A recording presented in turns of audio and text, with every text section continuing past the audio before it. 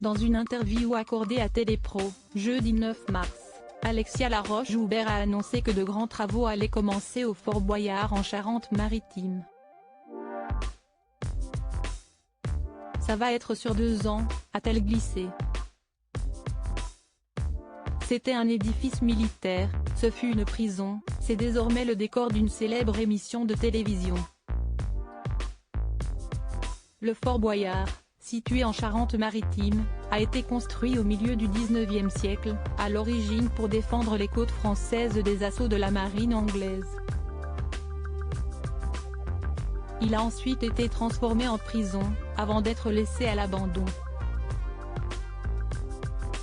Depuis les années 1990, il accueille chaque printemps et été, les tournages de l'émission éponyme. Le reste de l'année, il est déserté. Et il subit les intempéries. En janvier dernier, le Fort Boyard n'a pas été épargné par la tempête Gérard, et ses rafales à 150 km/h. Les vagues submergeant l'édifice ont notamment été photographiées par Xavier Léoty pour Sud-Ouest. Ce n'est pas la première tempête qu'affronte le Fort Boyard, impacté au fil des ans. Ça, ce sont des énormes travaux. Dans une interview accordée à Télépro, Alexia Laroche-Joubert, productrice de l'émission Fort Boyard, a annoncé que de grands travaux allaient commencer au fort. Le fort appartient à la Charente-Maritime mais, nous, on l'utilise en exclusivité, en bon père de famille.